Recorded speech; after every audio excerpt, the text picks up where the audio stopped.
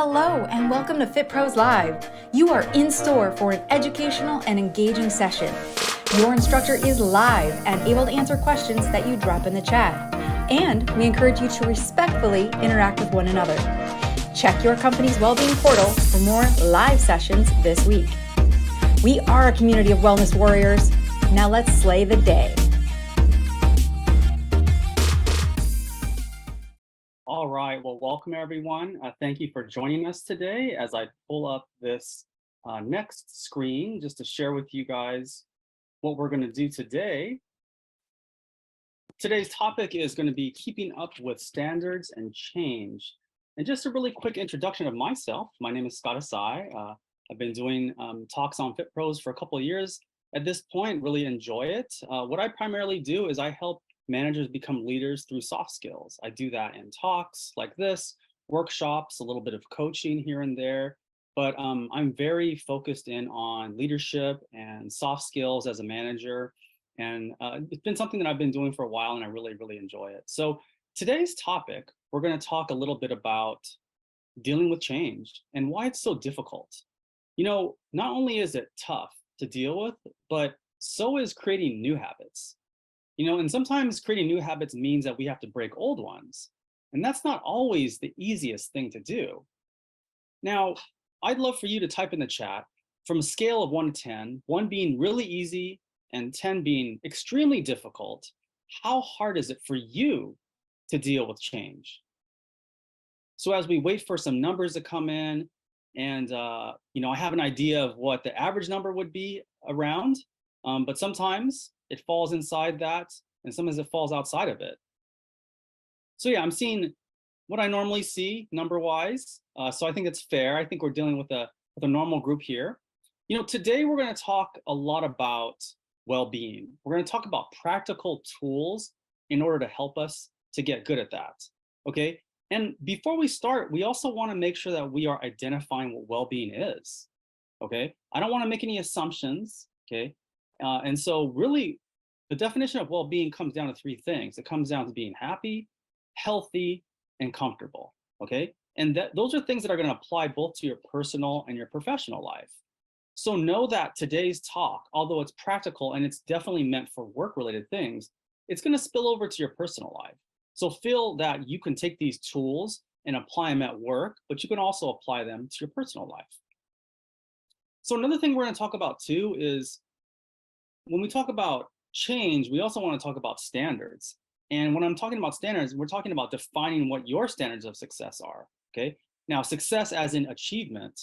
The reason why that's important is because your definition of success is different than my definition of success.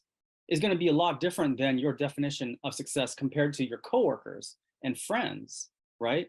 And a lot of times the problem is that we work against ourselves by comparing ourselves to other people's standards. And it's because we haven't done the hard work and identified what our standards of success are. So let's start by beginning why change is so hard in the first place.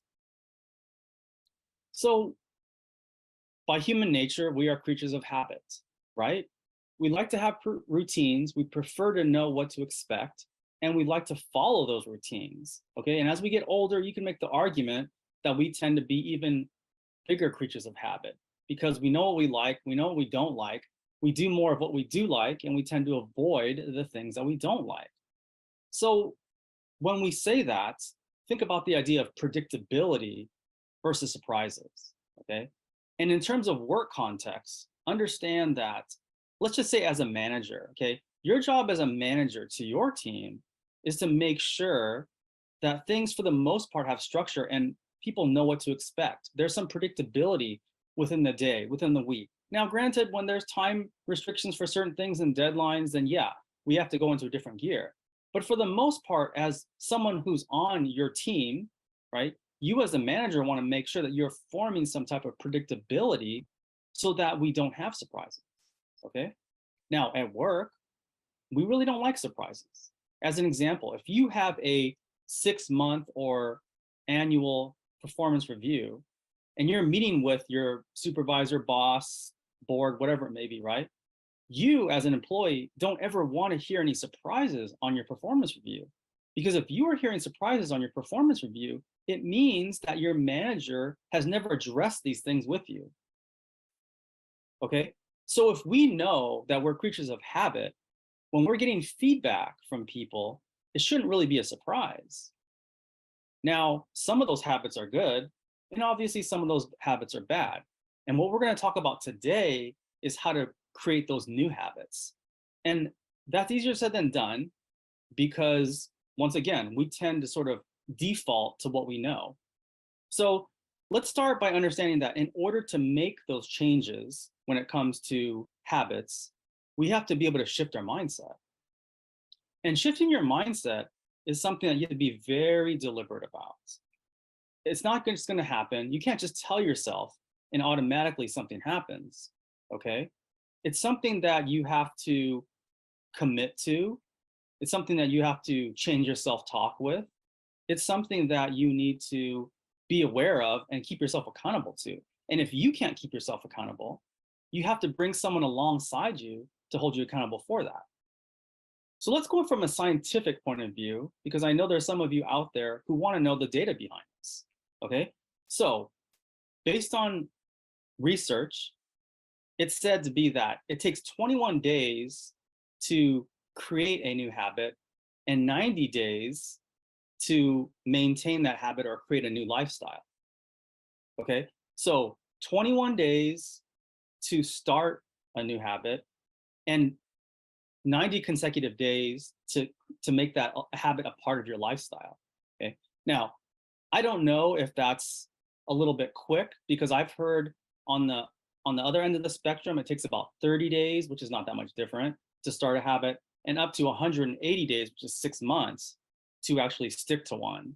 Okay. So I'm not here to argue in terms of what the data is, in terms of the numbers. That's sort of up to you. But understand that the range is somewhere around 30 days to start it, and then in upwards of 3 to 6 months in order for it to stick. Okay. Now, let me give you a work example that'll help you understand why habits take that long to absorb and stick. Okay. So one of the things that I've done for a long time is coaching. And for the most part, if I have a client, whether it be at a business and or a personal client, is the frequency that we tend to meet in usually is around once a week. Okay. There's been situations where we meet every other week. I don't ever recommend meeting less than that. You lose a lot of momentum. Okay. But in that situation, when we're meeting, say, hypothetically for 45 minutes once a week, same day, same time, okay, we were having a conversation and we're picking it up where we left off last time. At the end of the session, I'll usually help that person assign some goals. And the first thing I'm going to ask at the beginning of the next session is, how did that go? Right? And sometimes the person has to say, I did it. This is how I did it. This is what I accomplished. And sometimes you have to say, I didn't accomplish it. Right? There's that accountability piece. Okay. In that beginning phase, that first 21 to 30 days, it's all about challenging them to create these new habits, because obviously something in their life or in their work life is not where they want it to be. Right. So we're pushing you as a person to create a habit that you don't have. Right. And like anything, most of the time, in order to get momentum, the hardest part is to start. So yes, as a coach, I show a little bit more grace at the beginning part because I understand that this is something new, right? Anytime we start something new, learn a new skill or whatever it may be, there's a steep learning curve. But that learning curve flattens out over time because we get used to it, right? It becomes part of our routine. It becomes a habit that we're used to. So the reason why I bring this example up is that when I work with a client, okay, I mention to them that we need to be working for a minimum of 3 months, preferably 6 months, and it could be as long as up to a year or two, whatever it may be. Okay. The reason why is that if you actually want to see progress in that particular area, whether it be a behavior, a skill, whatever it may be, you have to be able to commit to it for a long period of time. So this concept of habits, 90 to 180 days to stick, 3 to 6 months to stick, makes a lot of sense. Because if you actually want to see change, and we're talking about habits here, you have to be able to commit to it for a long time to actually see results, right? If you've ever played a sport and you expect to get better at it overnight, you have faulty expectations. The people who get really good at something, they create a routine, they create a habit, a practice session, training session, and they do it for a successive days, if not months and years, right? And then that all that hard work pays off in the end. So when we're talking about change, and we're talking about habits in particular, understand that it's going to take some time. So if on the quick end it's 21 and 90, on the slow end it's 30 and 180. Okay, so find, what is your sweet spot in between there, and understand that whatever it is you're going to commit to and want to change, it's going to take some time, and you have to give yourself some grace when you're not successful right away, because really nobody is. So in terms of this area, when we talk about, being creatures of habit, here's your action item. Okay, set, that's the 21 to 30 days part, right? Set that habit that you want to create, have a reason why you want to create that in the first place. Okay, then commit to that habit for a period of time.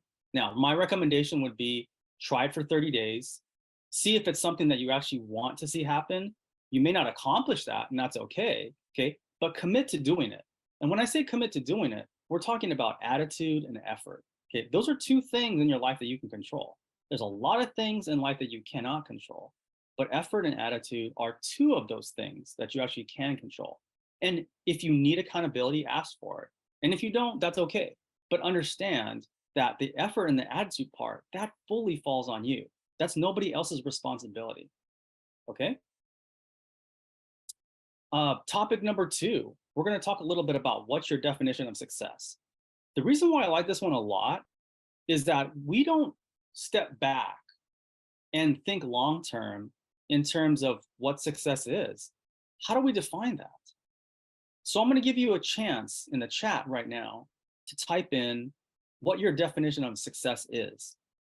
Now understand, as I'm talking and you're typing, that your definition should look a lot different than a lot of other people's. Okay, there's nothing wrong if you have a similar one, as long as it's yours and it's unique and you didn't copy it from somebody else. But know that your definition of success, what that looks like, how you measure it, why it is in the first place, should not be similar, should not be copied or compared to somebody else's. Okay, so I see some of the answers come in. I like that you're really thinking about it, you're being unique about it. Okay, and know too that this definition may change over time. Sometimes life stages will affect it, sometimes circumstances will change it. Okay, but I would argue to say that you probably shouldn't be changing it too often. Okay, you can revisit it every once in a while, but on a daily basis, no. I don't think you should look at it. You shouldn't be changing it that quickly. I think that's too much. Okay. So we've gone over the fact that our definition of success shouldn't be based on someone else's standards. And when we know that, then we stop comparing. And when we stop comparing, it becomes a lot healthier, right? Since we're talking about well-being, it's not very healthy to feel anxiety and worry and concern about someone else's definition of success, right? You can emulate other people. You can have role models in particular areas. That's fine, right? But understand that, number one, you don't know the whole story of how they got to where they are, and you don't know how long it took, and you don't know the amount of failures that that person has overcome in order to get to where they are, right? These are all things that you're assuming. You're getting a snapshot. Okay, just like people don't know what you're going through fully unless you tell them, right? So knowing that it's a journey, success, right? Know that it's going to take some time, and know that it should be unique to you. I really like this quote by Bonaparte. It says, "Do not confuse motion and progress. A rocking horse keeps moving, but does not make any progress." Okay, so what that means is, if you've ever seen one of those wooden rocking horses, right? Kids hop on them. It's kind of a little ride, right? It goes back and forth. It's entertaining, right? But does it go anywhere? Does it make any progress? No, it doesn't. Okay, so don't mistake being busy doing work, even checking things off your to-do list, with prioritization or importance or even urgency. Know that when you are just doing things just to keep up with the Joneses, that's a bad reason for doing things. I always tell people that a lot of people think that being busy is like a badge of honor. You ask someone, oh, how are you doing? Oh, I'm so busy, right? Well, are you really busy, or are you just saying that because everybody else says that? And you feel like if you're not busy, then your life is not important. What about if you looked at it the other way? What if you could say to yourself, you know what? I have time because I've created time. I've carved it out for things that actually really matter to me, right? So once again, don't base your definition of success on other people's criteria because they're not you and you're not them. Okay. So this is something that you have to work on. It may not come naturally, but that's okay because I think we need to do some homework in order to get to grow, right? To step outside of our comfort zone. Ask yourself what matters to you, what's important. You know, when I think about this, and when I started my business several years ago, right? It was before I was married and it was before I had kids, and now I'm married and I have kids. And know that my why for why I started my business really hasn't changed.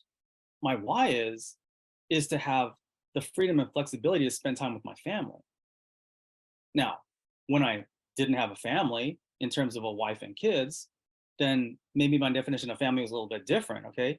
But I've always worked to prioritize how I spend my time.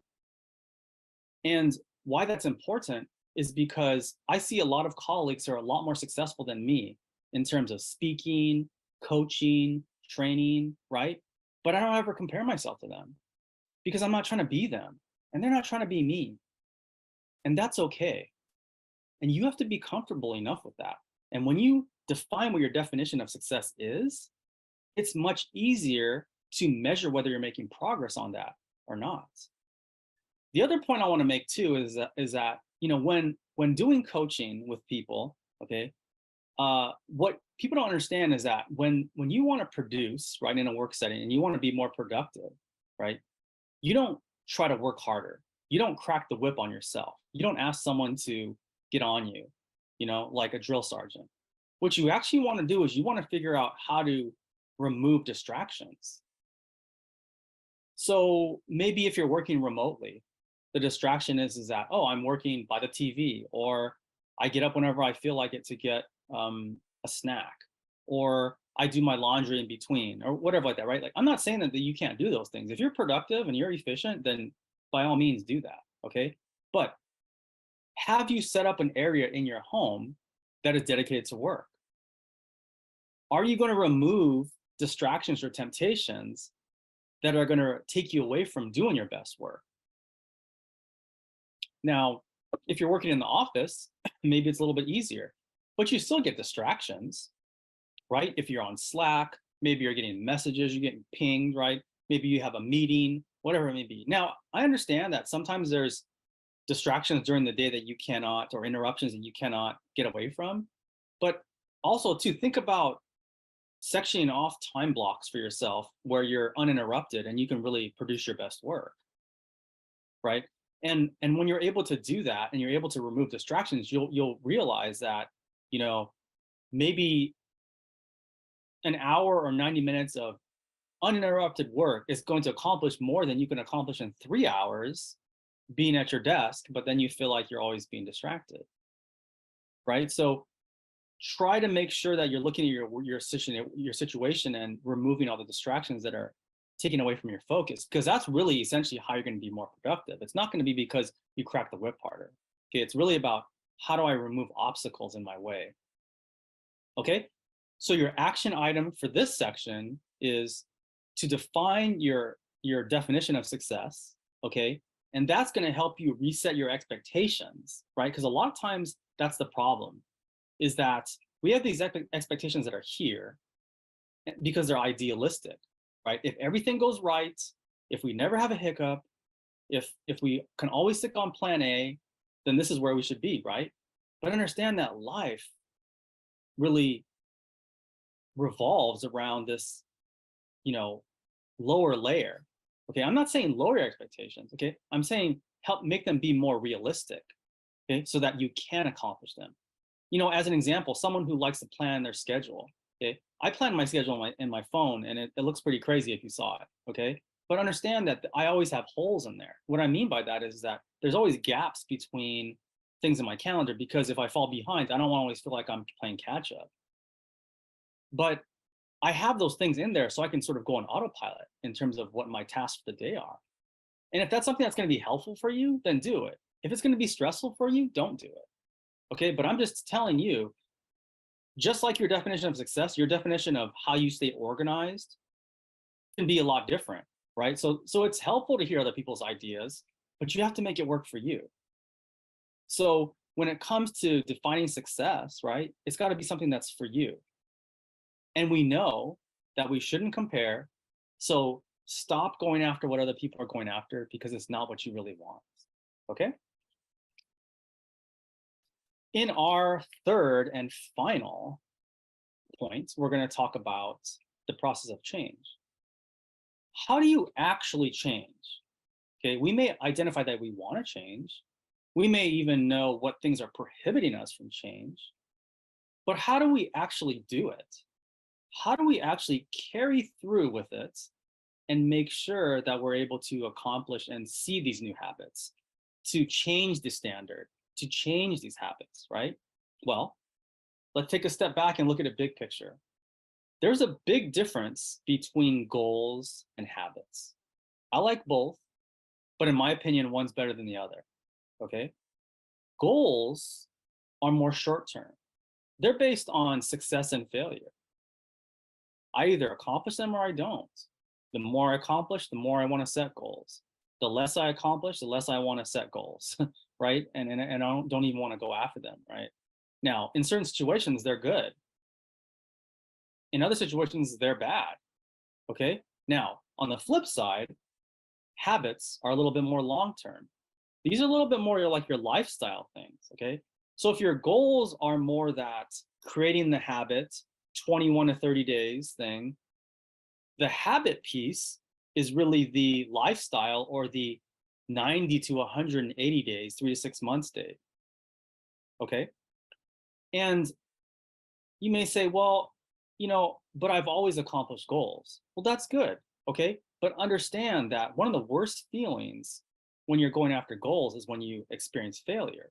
And the more you experience failure, a lot of times you stay away from it. So if you avoid setting goals because you don't want to fail, right, then goals are not working for you.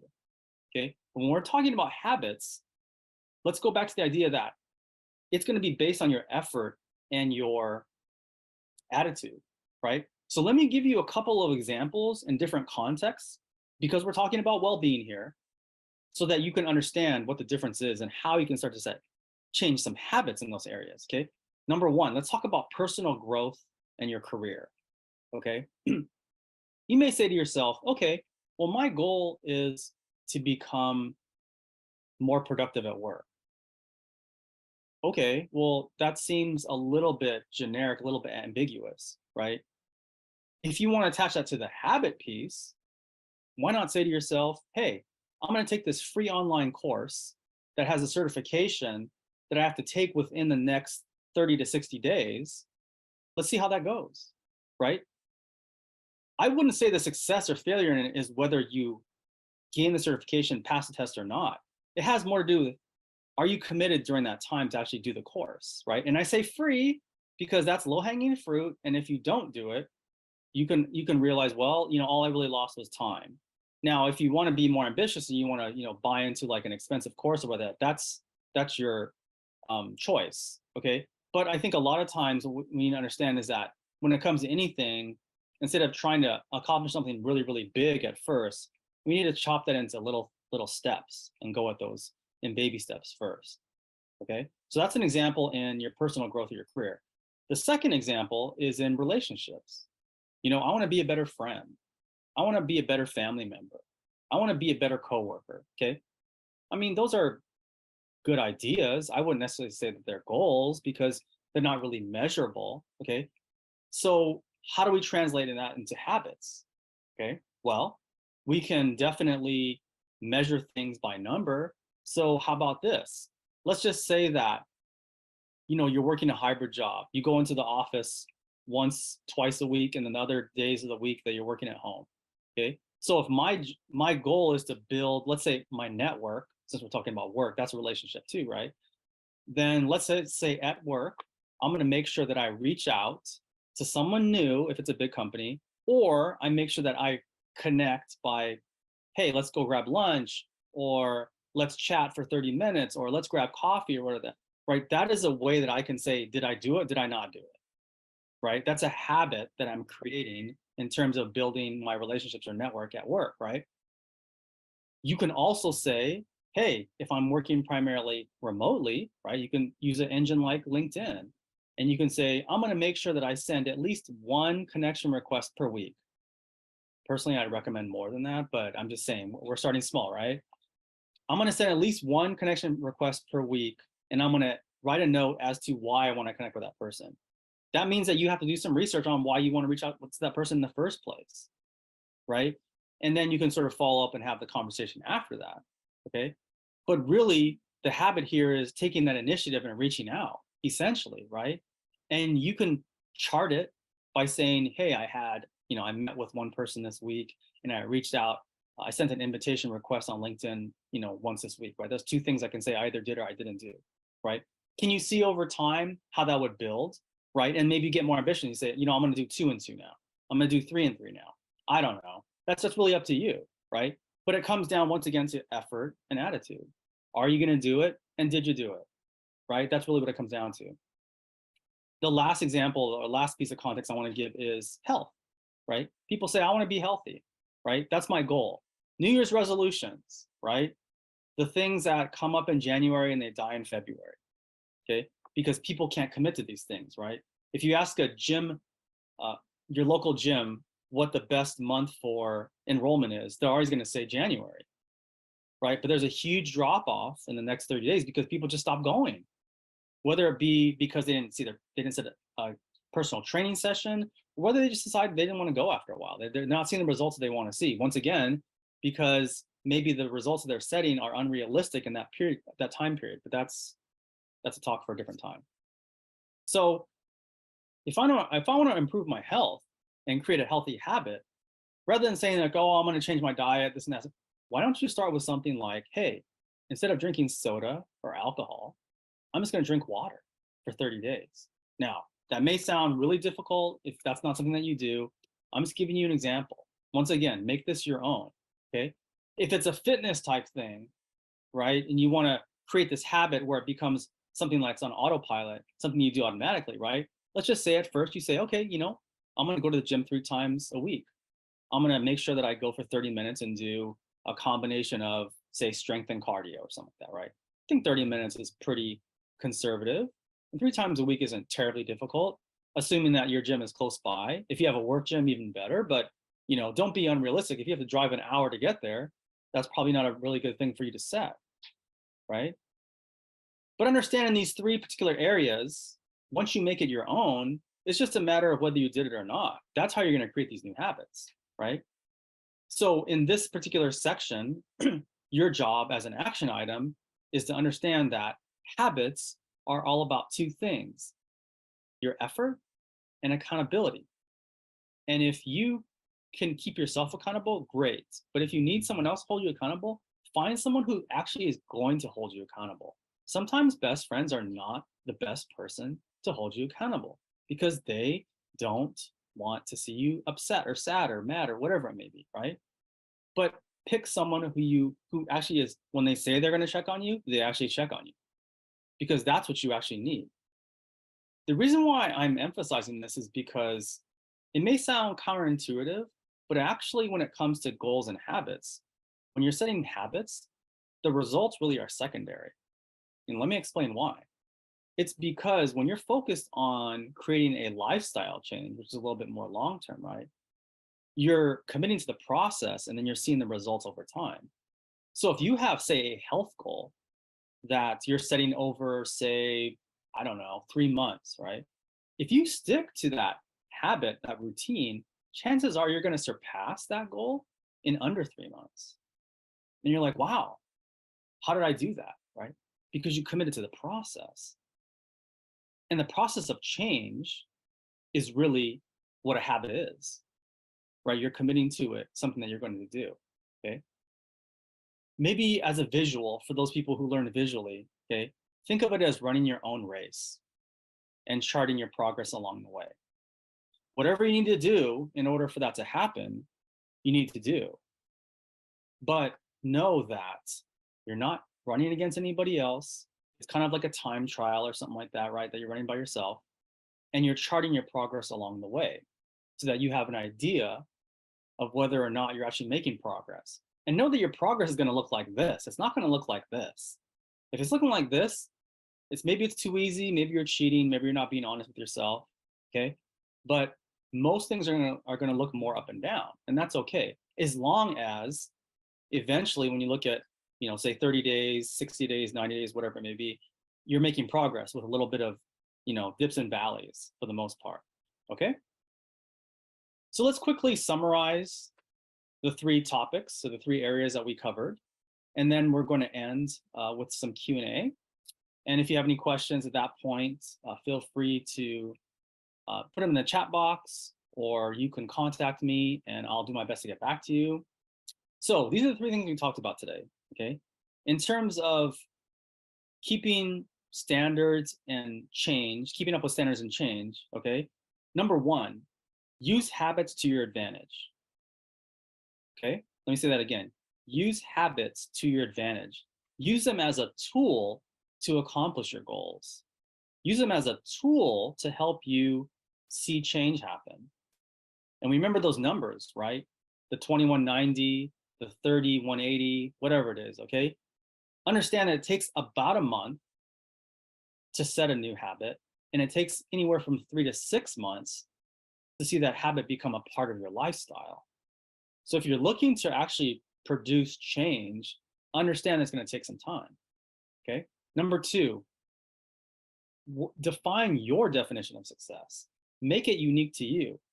It has to resonate with you. Your why has to resonate with you. It cannot compare to anybody else's. It doesn't need to compare to anybody else's. It just needs to make sense to you. And once you figure out what that is, then you can set progress markers and milestones to know that you're even making progress in the first place. Okay? And lastly, number three is make sure you measure your effort and you're providing some form of accountability. Most people need someone to hold them accountable. If you're self-motivated, that's fine. But even people who are self-motivated tend to post something somewhere for other people to know. So if you're focusing on the effort and the accountability piece, then you're going to see progress. And the results will come afterwards, right? We talked about how that's secondary. If you're committed to the process, you're going to see progress. Okay, don't worry about that. I want to end off before we go into Q&A and just share a little story that really ties in these 3 points and sort of sums up what we talked about today. Okay, so back in 2019, I told myself that I wanted to transition from being a coach to being a speaker.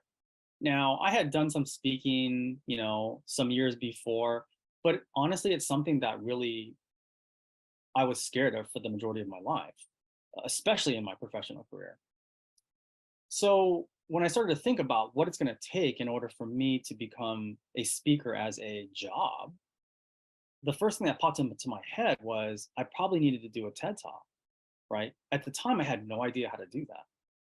So let me tell you how I attacked that using these 3 points that are up on the screen. The habit piece, right? What could I control? Well, I started to apply to a lot of local TEDx talks, right? I think I applied to maybe about 25 in a 1 to 3 month period, right? From there, of course, I started to get some rejection letters. I didn't hear back from some people. I had some interviews or whatever like that, right? I thought, and I had no idea, I thought it was going to be really quick, right? So, 3 months go by, 6 months go by, people are asking about it as I'm starting to get a little bit frustrated, a little bit upset about it, right? But after I applied to all those things, I had to just wait, right? I had to do what I thought was best. And I would ask people who had done talks before what they did, and what they were telling me wasn't any different than what I was doing. Okay. So the habit piece was me applying. I had to do that because that's what it took in order. It was like applying to a job, and I had to see who was going to give me an interview, right? Now, fortunately, 10 to 11 months down the road, I actually did get selected, and then turnaround time was really quick. It was about 2 to 3 months. So in February of 2020, I was able to fly to Hawaii with my family, and I was able to do a TED talk on saving soft skills from extinction. And it's something that I was really looking forward to. But at the same time, it was a stretch. It was a situation where it's a little bit uncomfortable. And the reason I say that is because if you want to grow, you have to put yourself in a situation where you're a little bit uncomfortable. And I was a little bit uncomfortable. That minute or 30 seconds before I got called up on stage was one of the most nervous I've ever been. But it was a good experience. I did it. Made some mistakes, but they were able to edit it over and stuff like that, right? And really, in point number two, what I want to say is that in terms of success, right? When people ask me why did you do it, I did it because I wanted to prove to myself I could do it. It wasn't to get gigs down the road, although I did do that. It wasn't to say oh hey, look at me. It was really I needed to prove to myself that I could do it. And because I set out a goal and I accomplished it, right? And I created these things along the way, then I felt really good about it afterwards, right? Which leads me into my third point. When you're measuring the effort and providing the accountability, right? What was the payoff? The payoff was a lot more confidence in speaking. And since then, I've primarily done all my speaking virtually, primarily because of COVID. But I'm a lot more confident in my abilities. I know what my style is. I know what I can do. I know what I can't do, right? But the whole process of changing or pivoting from a coach to a speaker had a lot to do with me creating new habits, me shifting my mindset, right? And doing things differently in order to get different results, right? So whatever it is that you define as success and whatever habits that you want to see change, right? It starts with the effort and the attitude piece. Okay. So that really concludes our talk for today. I know we have a little bit of time left for Q&A. So if you do have any questions, feel free to send those into the chat. And if I'm not able to get to them because we have too many of them, then go ahead and find me on LinkedIn. Just type in my name and feel free to send a connection request and send any questions there. I'm happy to answer them for you. But I really appreciate you joining me today. I'm dropping the feedback link in the comments, and feel free to rate how this talk was. But I appreciate you tuning in, and I'm looking forward to doing more of these in the future. Thank you so much for your time, and I hope you have a good rest of the day.